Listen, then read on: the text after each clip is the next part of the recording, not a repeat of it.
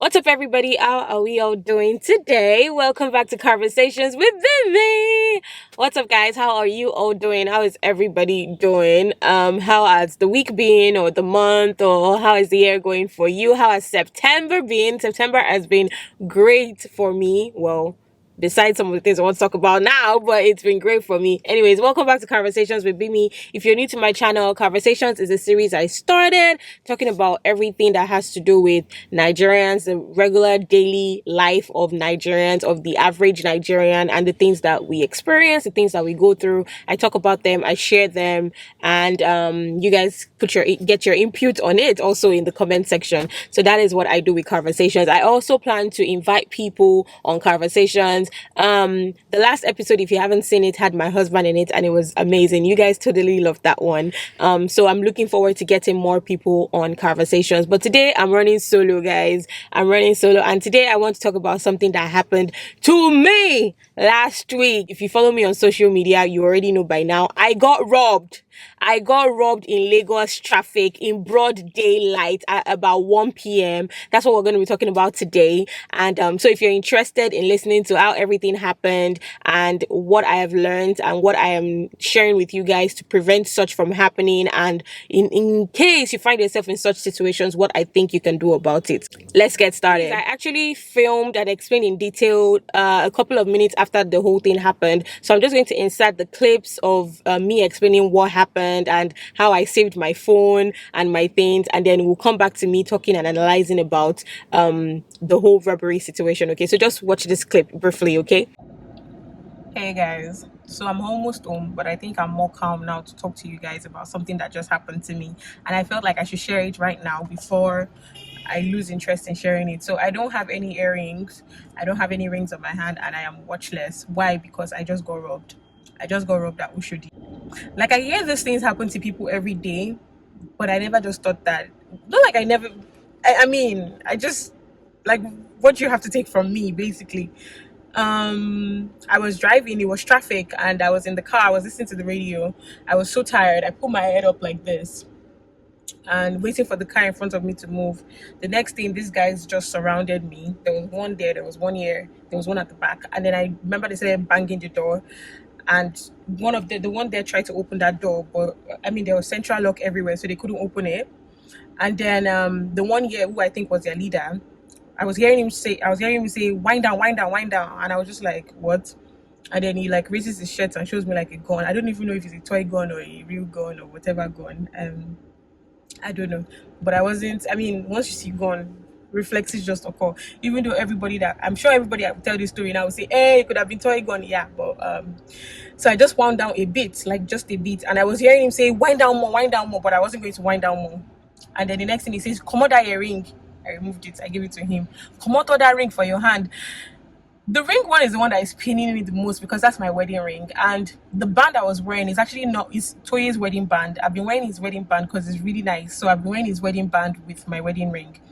And I actually just took it from him like last week or so. So I was wearing his wedding band and my wedding ring. That's the one that pained me the most.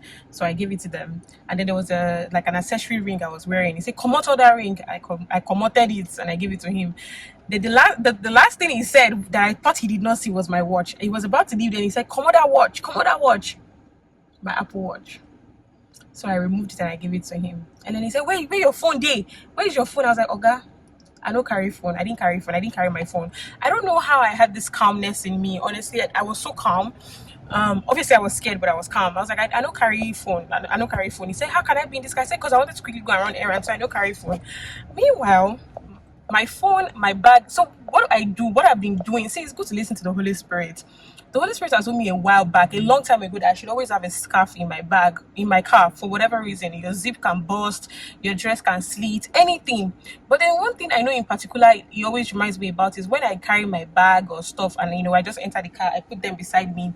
Holy Spirit always reminds me that I should take the scarf and put it on top of it. And that's exactly what I did. So let me show you. This is what I normally do when I'm driving. That's my wig right there, my hairbrush, my documents, my bag. My phone was right here. And I had covered it as usual with the scarf. So that was how, like, my phone was right there, and that was how I kept that's how I normally keep my things when I'm driving most times.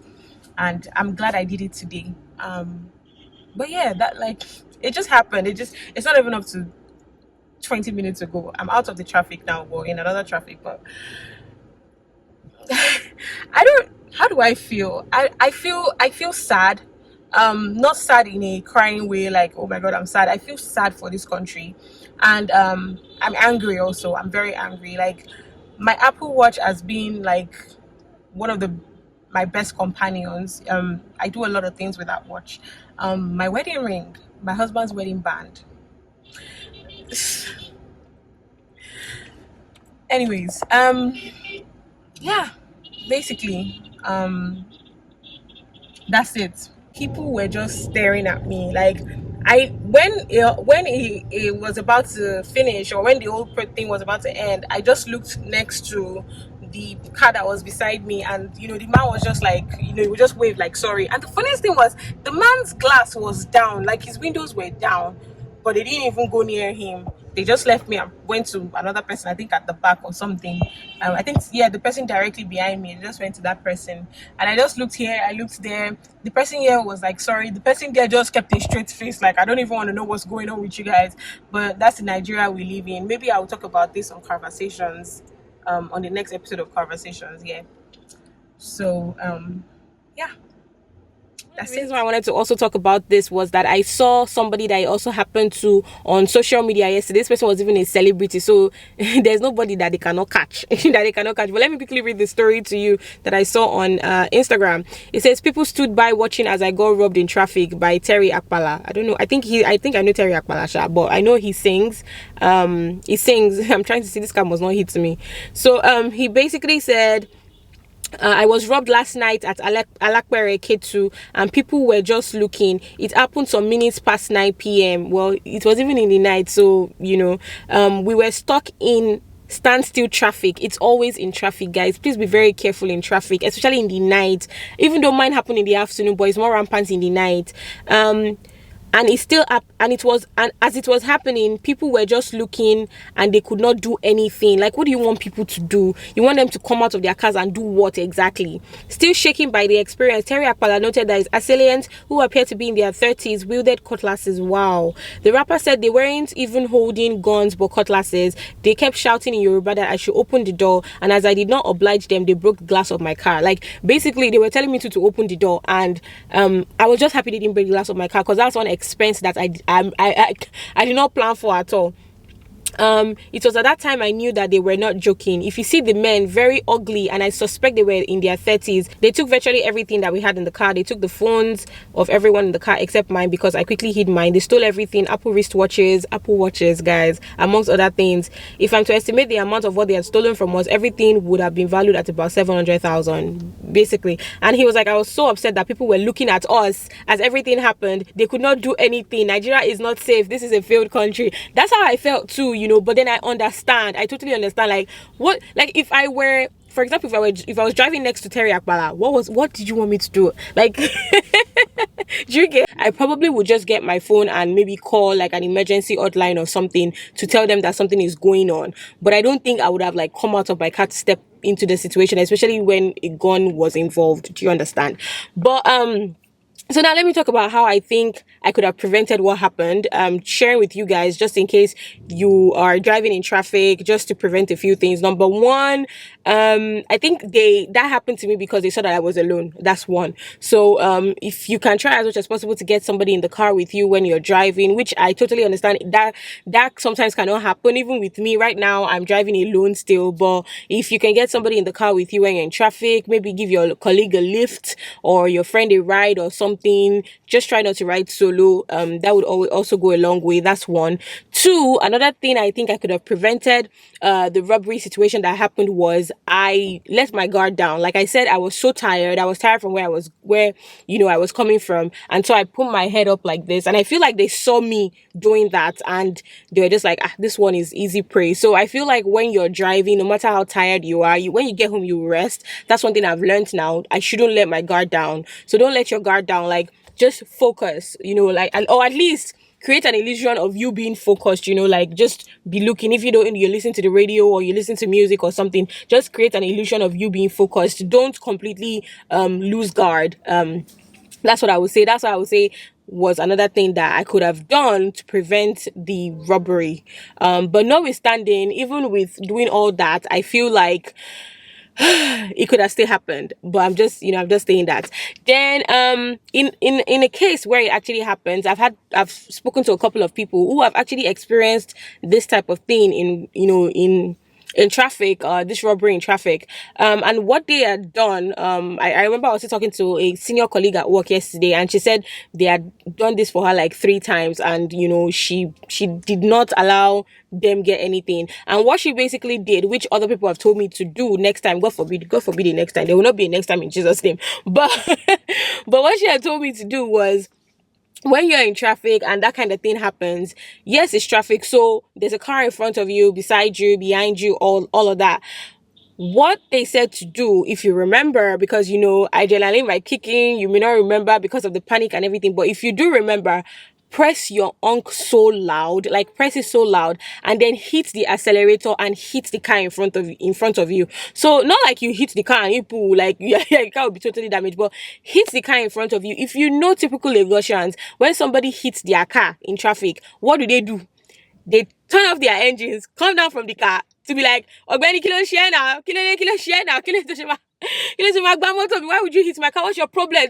Start exchanging this thing. But if it's in a situation whereby you hit the person's car and the person comes down, the robbers would actually, by the time there's a pandemonium and there's a whole brouhaha going on, they're going to run away. Because they're not going to want to be caught in it. But then the downside to that is that what if the person in front of you knows that you are getting robbed and the person decides not to come down from the car? But in several situations that people have been in, most like 90% of the time, or let me say 95% of the time, when you hit somebody's car in front, they come down, basically. So that's something that I would have to register in my head. Like I said, God forbid, it's not going to happen to me. But that's something that I feel like you should just know, just in case you're in traffic. And when I was talking to my senior colleague, she was like, that when that happened, let's leave her. Like she was just, she pressed the honk so loud and hit the car in front of her. And before she knew it, these people were gone. I know somebody on Instagram also sent me the same thing, that she did the same thing. I know some of the guys, my guy friends in the office were like, Kini, that they would have opened their car, come down and say, yes, what do you want? Please don't do that though. If you don't have liver, if you're not carrying gun, don't do that though. Another person said that I should carry pepper spray, and I just pepper spray them. And I told the person I didn't think that was possible, because even if you pepper spray them, it wasn't like you were in free it wasn't like the road was free. So I feel like you can pepper spray, you use the pepper spray on someone and then you run away. But you don't use the pepper spray on someone and still be there. Do you get what I'm saying? Like, you don't use the pepper spray on somebody and your car is just moving, boom, boom. Like, what if the gun was real? What if, like, the gun was real, like I said, and they brought it out, and so you have to be extra careful. So those are the tips that I think I have for you guys. So let's just be careful in this Lagos. I know people were saying that, I was being a good sport, I wasn't so sad about it. If they are taking my phone, you guys, I would have been so down. Do you know how much they are selling iPhone these days? But look, sakpato around the sakpa there everywhere. Like, it would have paid me so much. Yes, my watch paid me so much. Like, I've had this watch for a long time, and it's one of the painful parts of everything that happened. Speaking of my watch, when I got home, I actually tracked it, and my watch was somewhere in Agege, and then I tracked it that night again, and it was somewhere in Mafoluku Oshodi. So so what I did was I actually went on my phone and I reported my iWatch lost, my Apple Watch lost. So anybody that gets the phone, what you're going to see there is this Apple Watch has been stolen. If found, return to so and so address. I didn't put my address and I didn't put my phone number. I put my parents' church. Take it to church. Don't put your address, so don't put your phone number. I put my parents' church and I said they should take it there. But I haven't heard anything, and I've not been able to track the watch again because it's turned off. Well, battery died, I'm guessing. But the watch is basically useless to them, honestly. It is. But then still in the spirit of conversations, you guys, like, it's so sad that this happens in Lagos. When my brother called me that day, because I sent a message to him that this had happened to me, and my brother called me from the abroad, and he was like, "Oh my God, are you okay? I expect you to be panicking. Why are you not panicking? Why are you not?" I was like, "Well, it's a normal thing, like like this thing happens every single day in Lagos, in Nigeria. It's just that now we catch, and on that day I was part of the people that he catch, and God forbid to never catch me again. And my brother was so sad that, like, the way I was even talking, he was like, the way I was talking to him was like, it's a normal thing, like it's the order of the day. I'm like, yeah, because it happens. And this is the second time it's happening to me. First time it happened to me in 2017. That one, they broke my glass. They broke my glass. They took my phone. They took my bag. And it was also in traffic. It was in the night and it was raining, So this is the second time it's happening to me. The first time it happened to me, I was dumbfounded. Like, I don't even know I go home that day. I didn't drive home. Somebody had to drive me home that day. But still, like, it's now become the order of the day. It's like, it happens. Like, it's not a big deal. And I feel like it shouldn't be. The security situation in the country is crazy, and it keeps increasing every single day. It's like it gets worse every single day. Like, these guys are now bold to rob people in traffic in broad daylight, not in the night, or in broad, like 1 p.m., like in the afternoon. Like, do you understand how crazy that is? But that's the situation we found ourselves in this country. And me, I've shared a few tips that I think you can use to keep yourself safe. Don't like make calls in traffic, like, especially when there's traffic. If it's moving, you can put your AirPods or your earphones hands free and make a conversation. But in traffic, you just got to be at alert, especially in all these high interest places like Oshodi, Mile 2, Agege, like, all those high interest places, that Awolowo Road going up, that place that has a corner. Like, just be very, very careful. Aja Road, be very, very, very careful. So that is it on Conversations today, you guys. I'm sad it happened to me, but I live and I'm okay. I'm fine. That I'm just grateful that I'm alive. I just really hope that we would all be careful, these days, going out and keeping our things safe. Keep your bag safe. Cover your bag when it's in the car next to you. Put it in your safe. You could put it in the trunk, and things like that. Put your phone in the I don't know, glove compartment or something. Just anything to just keep yourself safe and not make yourself a target. So thank you guys so much for watching this episode. I hope you guys learned a thing or two from this episode. Yeah, share this video with everybody that you know. Subscribe to my channel, like this video. And see you guys in the next one. Bye, guys.